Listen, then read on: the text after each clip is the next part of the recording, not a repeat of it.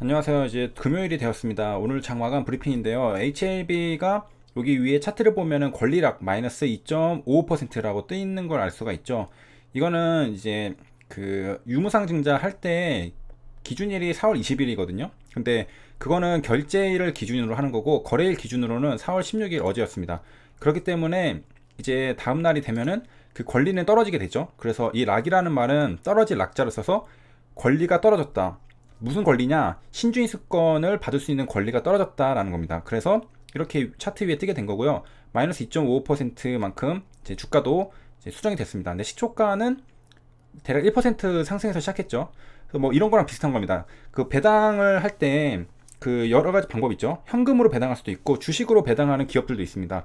그래서 이제 차트를 보면은 주식으로 배당하는 기업들 보면 이런 배당락 같은 게 뜨는 부분들이 있는데, 그런데 그럼에도 보통 이제 주식으로 배당을 하면은 주가는 떨어져야 되잖아요. 그런데 오히려 더 상승하는 경우도 상당히 있습니다. 그래서 그런 것과 비슷한 거라고 보면 되고요. 시초가가 1% 떴고요. 그래서 분봉으로 이제 보면은 이렇게 시초가가 뜬 상태로 시장 자체도 일단 좋았죠. 그래서 뜬 것도 있고 이렇게 끝났습니다. 그래서 시장 지수도 보면은 시초가가 엄청나게 갭이 떴습니다. 미국 시장도 나스닥이 한 3%인가요? 그 상승을 해서 끝났잖아요. 그래서 한국 시장도 그에 대한 영향으로 그 떠서 시작했고, 그 다음에 코스닥 150 보면은 어제 제가 영상에서 언급을 하긴 했지만 전고점을 돌파하고서 끝났습니다. 그래서 돌파가 일어난 상태이기 때문에 이제 그 위에 밴드에서 이제 놀려고 상승을 한 걸 알 수가 있습니다. 자, 다시 이제 HLB로 돌아와서 그럼 투자자는 과연 오늘 어떻게 됐을까요? 저도 궁금한데 투자자를 한번 보도록 하겠습니다. 이건 일별 동향이고요. 뭐 코스피 보면은 외국인이 오늘 이제 그동안 33일 연속 매도하다가 처음으로 이제 들어왔습니다. 그래서 시장이 좀 안정화됐다라고 느꼈는지 들어왔고, 기간도 같이. 네, 코스닥은 외국인이 조금 팔았고. 자, 우리가 궁금한 거는 HLB 투자자죠. 그래서 종목별 투자자를 보면 됩니다. 그래서 외국인은 팔았고 기간 샀고 개인 샀고. 그래서 그 이전에 뭐 20만 주씩 왔다 갔다 하는 거에 비해서는 개인 외국인 기간이 그렇게 막 사고 파고 하는 게 막 뚜렷하게 방향성이 있는 상태는 아닙니다. 그래서 마이너스 7만 주 팔았고, 그 다음에 이제 공매도 잔고를 볼 건데요. 4월 14일자입니다. 4월 14일로 가보면 이렇게 양봉이 나온 날이잖아요. 이때 그리고 수급이 어땠냐면은 투자자 외국인이 엄청나게 많이 매수를 한 날이었습니다. 이때 공매도 잔고가 분명히 쇼커버가 많이 일어났을 거다라고 예상을 했었잖아요. 실제로 그 결과가 맞는지를 확인해 보는 날입니다. 그래서 6시가 지났기 때문에 확인할 수 있는데, 공매도 일단 거래는 뭐 1주가 일어났었고, 잔고를 보니까 470에서 12만 주가 줄었습니다. 그래서 원래 10만 주씩 줄었는데 이번에는 더 많이 줄어서 12만 주, 뭐 한 20% 정도 더 줄었죠. 평소에 비해서. 그래서 역시 외국인 수급이 들어올 때, 이렇게 25만 주가 들어올 때 쇼커버링이 들어왔다라는 것을 확인할 수 있습니다. 이거는 뭐 확률이 99%로 뭐 예상할 수 있습니다. 하지만 뭐 예상하는 게 뭐 우리가 투자하는데 크게 그 뭐 선행지표가 아니기 때문에, 뭐 수급은 장 끝나고 나오잖아요. 보고서 외국인 수급이 많이 찍혔다 그러면 아 오늘 좀 쇼커버를 했구나 라는 정도 아는 거지, 뭐 전일에 보고서 오늘 쇼커버를 하겠다라는 것을 알 수 있는 건 아니기 때문에 그렇게 뭐 의미는 없다라고 볼 수 있겠지만은, 어쨌든 오늘 쇼커버가 4월 14일에 있을 거라고 예상했는데 예상대로 쇼커버가 있었습니다. 그 다음에 이제 시황 뉴스인데요. 중국 2분기에 3% 성장 자신한다고 하는데요. 이거 쇼크로 1분기 성장률이 마이너스 6%, 거의 7% 마이너스를 기록을 했다라고 하는데요. 이제 공단 강종률은 이제 90% 올라가 있고, 여러 가지 지표들이 중국이 가장 빨리 개선을 하고 있습니다. 그래서 전면 회복은 아직이라고 하는데요. 보면은 이제 중국은 수출을 많이 하잖아요. 수출을 많이 하는데 해외 수요가 감소를 해버리면은 당연히 중국도 수출을 많이 못하니까 영향을 받을 수가 있습니다. 그래서 중국만 잘하면 되는 게 아니라 글로벌하게 모든 나라들이 지금 그 거기 이제 실직자들이 많이 생기게 되면은, 특히 미국 같은 경우에는 수요가 엄청난 나라인데 이 실직자들이 많아지게 된다면은 수요가 감소를 하게 되니까 당연히 중국도 영향을 받을 수밖에 없겠죠. 그런 느낌으로.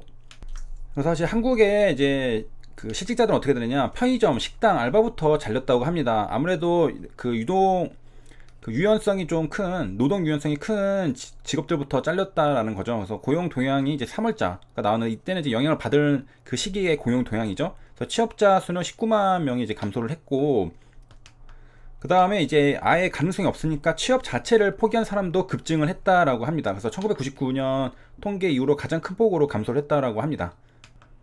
또 경제활동 인구가 말이죠.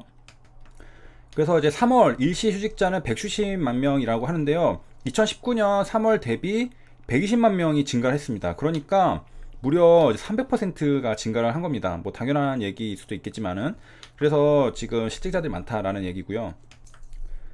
그 다음에 이제 세계 증시가 폭락할 때 ELS 쪽에 문제가 생길 뻔했잖아요. 이게 어떻게 됐는지 그 근황을 좀 이제 알 수가 있는데, 이제 발행을 일단 완전히 급감했죠. 뭐 옛날에 뭐 CDO 막 이런 것들도 막 이제는 막 하기 힘들잖아요.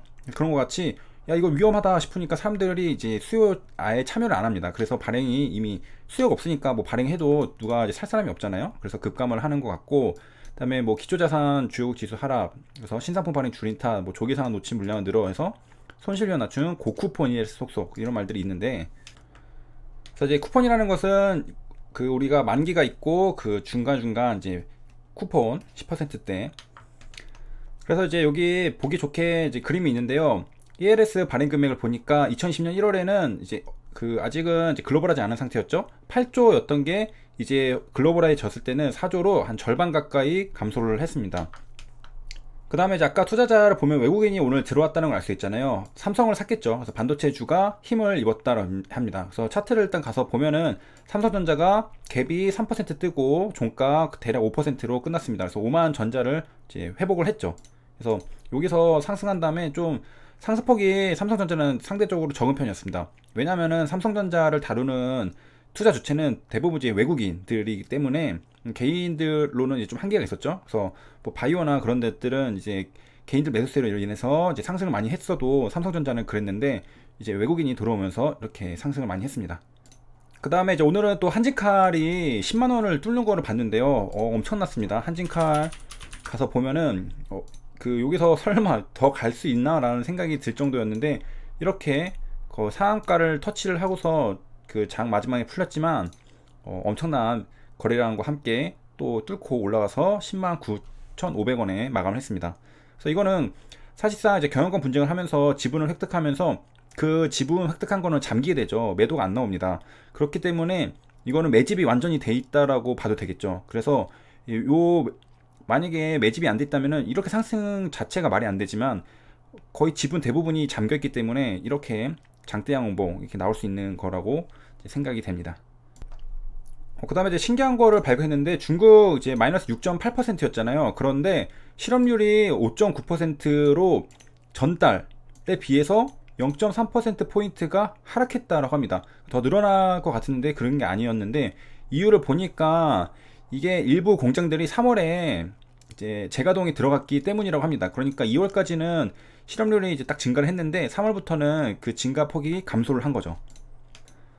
그래서 중국 같은 경우에는 가장 먼저 발생하고 한 작년 11월, 12월 그때부터 이제 시작이 됐고, 가장 빨리 이제 회복을 해가지고 3월부터는 가동을 제대로 해가지고 실업률이 줄어든 상태라고 합니다.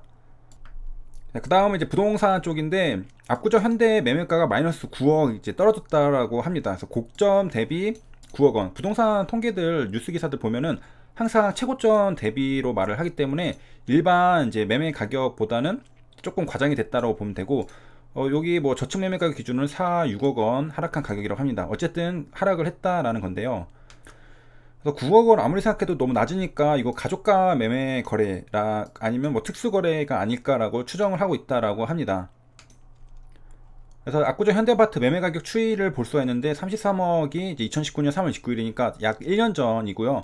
왔다 갔다 하면서 조금씩 올라가죠. 올라갔다가 이제 30억으로 푹 떨어졌습니다. 그러니까 지금 2019년 이래로 가장 낮아진 거죠. 그래서 이제 현대아파트만이 아니라 서울아파트 값은 어떻게 됐냐, 4주 연속 하락을 하고 있다라고 합니다. 경기 인천 등 매수세 유입에 여기는 상승을 한 걸로 보이고요. 그래서 강남권이 이제 본격적인 하락 국면에 접어들었다는 영상을 이제 이전에 한번 다룬 적이 있는데, 그때 이후로 계속해서 이제 연속 하락을 하고 있었다라는 겁니다. 그리고 그 외에 수도권 약간 외곽 쪽, 그쪽은 이제 가격이 오르고 있었잖아요, 살짝. 근데 거기도 좀 꺾였다는 기사를 최근에 한번 본 기억이 있고요.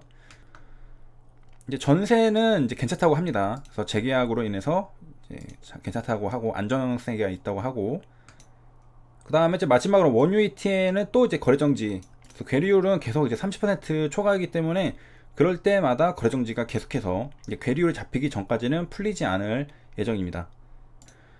그래서 이제 오늘 거래가 됐었죠. 그래서 이제 삼성 레버를 켜보면은 올해는 거래가 됐습니다. 분봉으로 보면은 오늘 이제 거래가 됐어요. 그런데 문제는 괴리율이 67%. 그래서 아직 또 30% 초과니까 또 거래 정지 당한다는 이야기입니다. 여기까지 시청해주셔서 감사합니다.